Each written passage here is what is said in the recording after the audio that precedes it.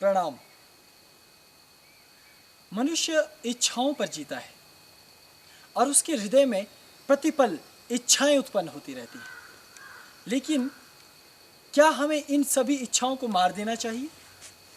क्या हमें इन इच्छाओं पर विजय प्राप्त करनी चाहिए? इच्छाओं का खेल बेहद निराला है। यह हमारा संपूर्ण जीवन इच्छाओं पर ही तो आधारित है। यदि मन में इच्छा हो तो सब हो सकता है। इच्छाएं ही हमें आगे बढ़ने का संकेत देती है, आगे बढ़ने की प्रेरणा देती है। ये हमारी इच्छाएं ही हैं जो हमें सुख की लालसा देती हैं, दुख से हमें विमुख करती हैं। इच्छाएं ही हैं जिसके कारण नगर, गांव, वन, प्रांत इन सब का विकास हुआ है और इच्छाओं ने ही मनुष्य का भी विकास किया है। लेकिन ये इच्छाएं कहां से पैदा होती? मन को ही इच्छाओं का कारक कहा गया है। बुद्धि और मन दोनों मिलकर एक अद्भुत विकास करते हैं। हालांकि मन कोई तत्व नहीं है, कोई अंग नहीं है।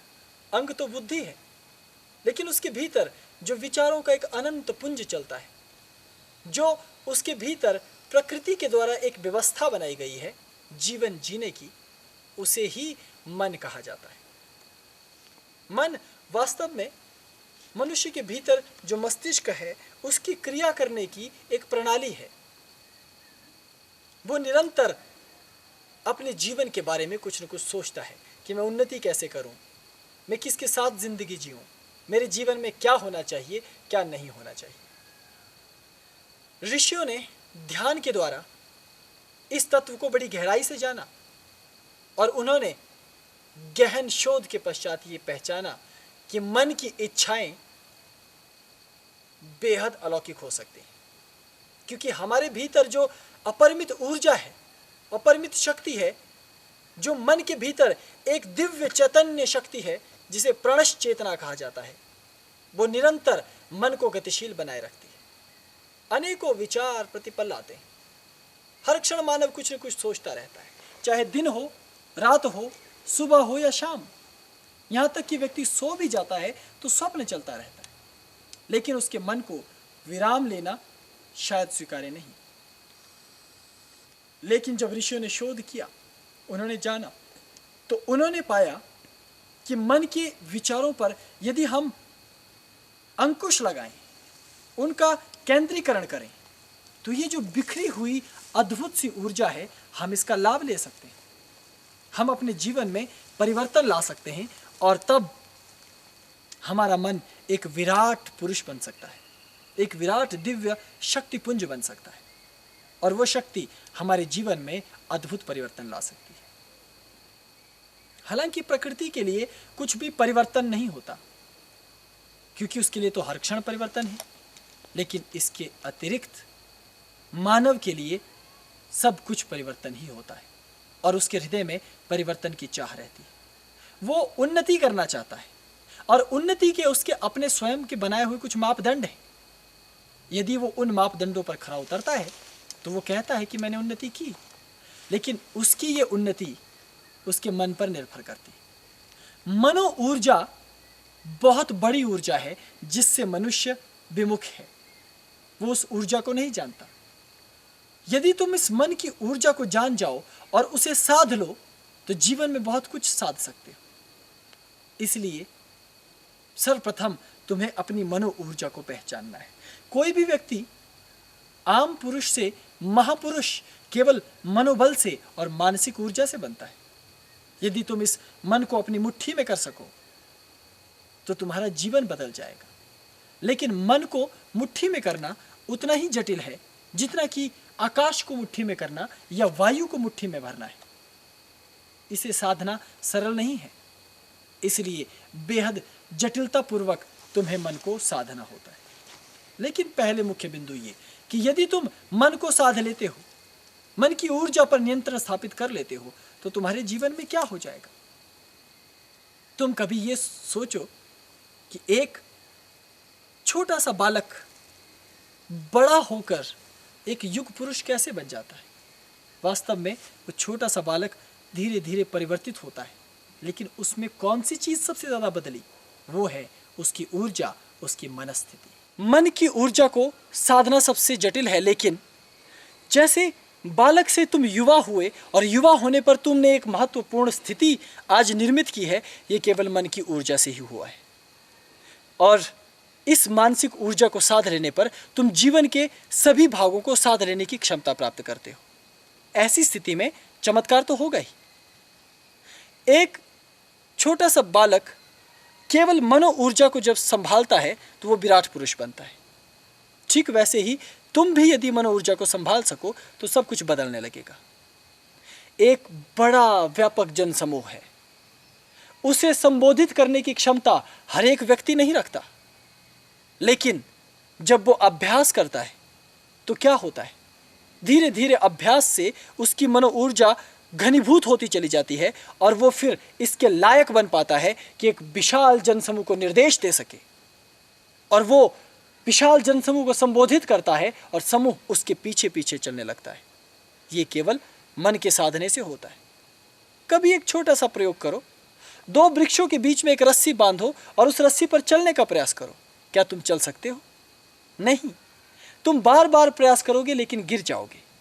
लेकिन जब तुम्हारा बार बार अभ्यास होगा और तुम मन की ऊर्जा को साधने में कामयाब हो जाओगे तो तुम एक दिन बेहद लंबी रस्सी पर भी सरलतापूर्वक चलने लगोगे। ठीक वैसे ही जीवन में हर क्षेत्र में तुम्हें इस दिव्य ऊर्जा की आवश्यकता पड़ती है। मान लो तुम्हें कोई रण जीतना है तो केवल तुम्हारा मानसिक बल और मानसिक तेज ही तुम्हारे काम आएगा, जो तुम्हें उस युद्ध में विजय दिला सकता है, विजय प्रदान करवा सकता है।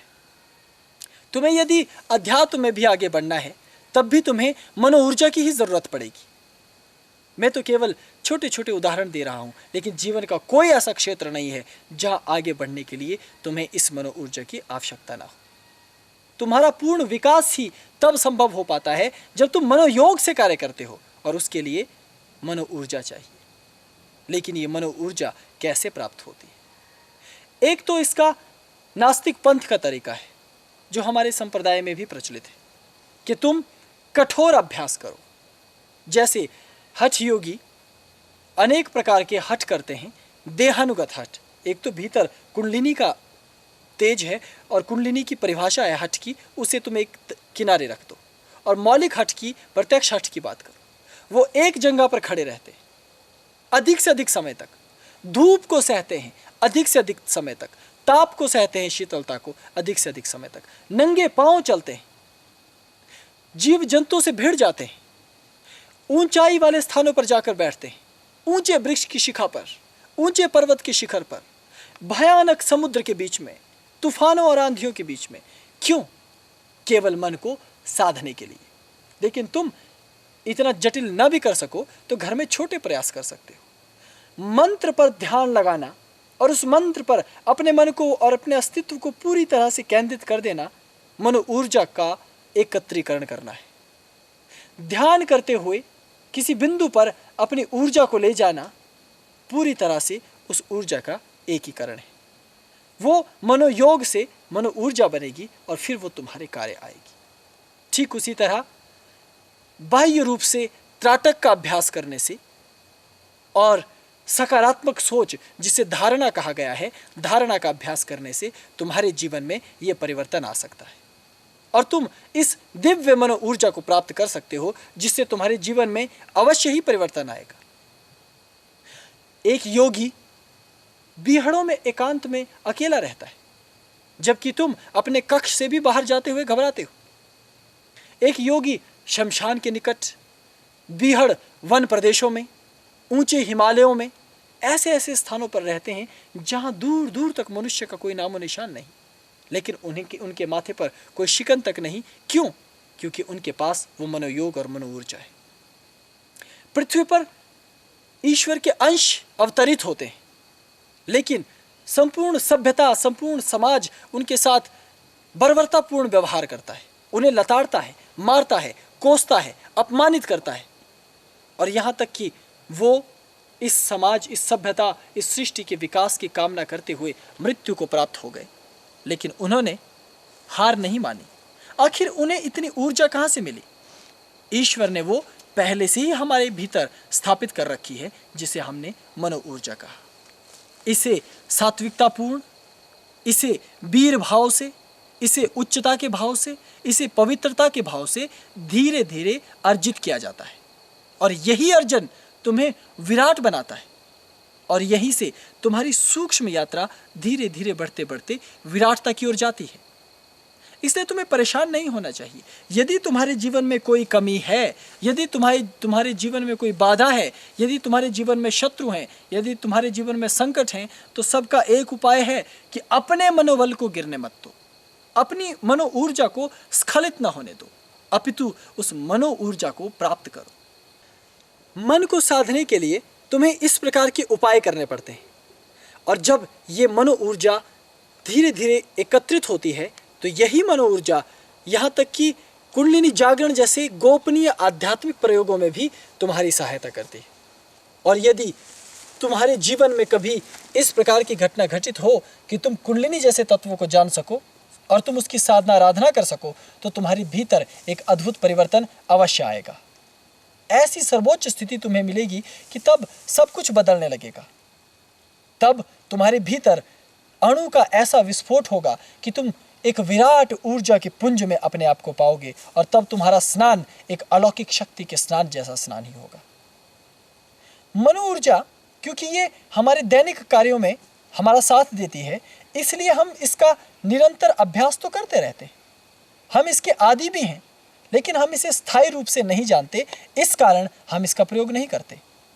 लेकिन जिस दिन तुम ध्यान, मंत्र जाप, योग, सकारात्मक सोच, धारणा और इन सब को एक साथ एक पूंजीभूत करते हुए त्राटक इत्यादि का अभ्यास करते हो, तब तुम पाते हो कि तुम्हारे भीतर ही एक दूसरा दिव्य पुरुष छिपा है।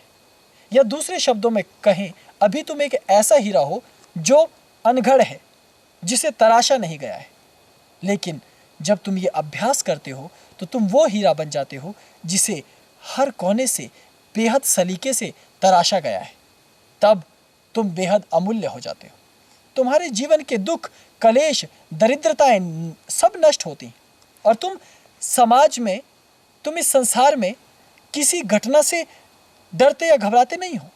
तुम युद्ध में हारते नहीं हो, तुम किसी पीड़ा से पलायन नहीं करते, अपितु डटे रहते हो योद्धा की भांति आखिरी श्वास तक, और तब इतिहास तुम्हारा गुणगान करने लगता है। लेकिन छोटी सी इस मनो ऊर्जा को संभालना इतना आसान कार्य नहीं है। इसके लिए अभ्यास और वैराग्य दोनों तत्व तो चाहिए ही, लेकिन तुम्हारा निरंतर अभ्यास बेहद आवश्यक है। तुम आज से ही यदि इस अभ्यास को शुरू करते हो, आज से ही यदि तुम गुरु प्रदत्त मंत्रों का सुमिरन करते हो, आज से ही यदि तुम अपने आप को पवित्र बनाने का कार्य शुरू करते हो, आज से ही यदि तुम नकारात्मकताओं का त्याग करना शुरू करते हो, जैसे नशों को छोड़ना बेहद अनिवार्य है, बुरे विचारों को छोड़ना अनिवार्य है, अपने आप को हीन भावना से बाहर निकालना अनिवार्य है, अपने आप को उच्च स्थिति पर ले जाना अनिवार्य है, अपने आप को पवित्र बनाना अनिवार्य है, अपने आप को सत्य के सिद्धांत पर दृढ़ रखना अनिवार्य है। जब तुम ऐसे उपाय करने लग जाते हो तो अवश्य ही तुम्हारी ये मनो ऊर्जा घनीभूत होने लगती है। प्रारंभ में तुम्हें ये ऊर्जा दिखाई नहीं देने वाली, जिस प्रकार शायद अभी मैं भी तुम्हें दिखाई नहीं दे रहा होगा, क्योंकि इस घनघोर वन प्रांत में बेहद अंधेरा घिराया है। ठीक इसी प्रकार तुम्हारे जीवन में दुख और निराशाओं का अंधकार छा जाता है, तो भी तुम्हें घबराना नहीं, वरन अपनी इस ऊर्जा को और घनीभूत करना है। ज्यों ज्यों ऊर्जा का स्तर बढ़ता जाएगा, तब तुम अपने भीतर दैवत्व को अनुभव करने लगते हो, और तब तुम अपने आप को ही पूर्णतया बदला हुआ पाते हो। इसलिए इस मनो ऊर्जा के उत्तम विकास के लिए तुम्हें हर वो उपाय करना चाहिए जो बेहद जटिल है।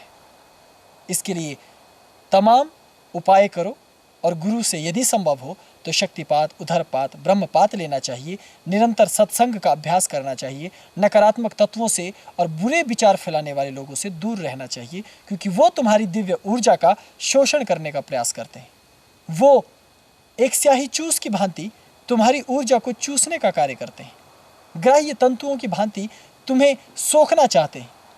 लेकिन जब तुम योग, ध्यान और नित्य साधना और नित्य गुरु वंदना और नित्य ईश्वर को एक निष्ठ मानकर चलते हो, तो तुम्हारे जीवन में इस मनो ऊर्जा का अद्भुत चमत्कार घटित हो सकता है।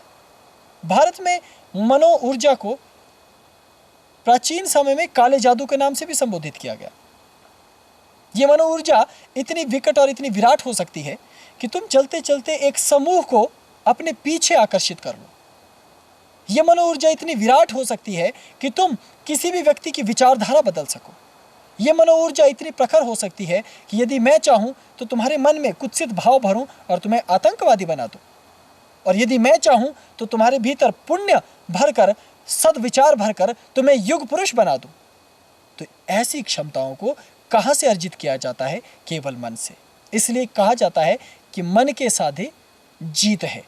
यदि तुम्हारे जीवन में जीत नहीं है, विजय नहीं है, अभाव है, रुग्णता है, तुम न्यून हो, विराट नहीं हो, इतिहास पुरुष नहीं हो, तो याद रखना तुम्हारी मनो ऊर्जा स्खलित हो रही है।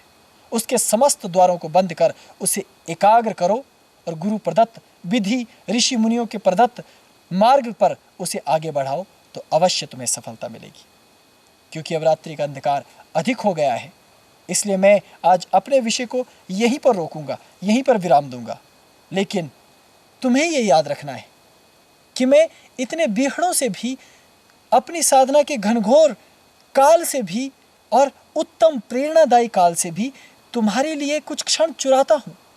तुम्हें कुछ शब्द मोतियों की भांति देने की कोशिश करता हूँ, अपने जीवन का सार और अनुभव देने की कोशिश करता हूँ, क्योंकि मैं तुमसे प्रेम करता हूँ। तो तुम्हें चाहिए कि जो शब्द तुम तक पहुँचते हैं उसे तुम आत्मसात कर अपने जीवन को पूर्ण बना सको। क्योंकि मेरे जीवन का, मेरे आगमन का केवल एक ही उद्देश्य है, तुम्हारे जीवन की खुशहाली, तुम्हारे जीवन की स्वतंत्रता, तुम्हारे जीवन की पूर्णता और चैतन्यता।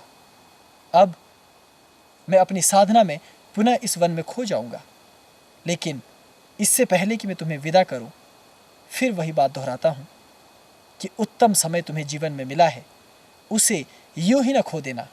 अपनी मनो ऊर्जा को एकत्रित कर एक युग पुरुष बनने का अभियान आज से ही, इसी क्षण से ही शुरू कर देना।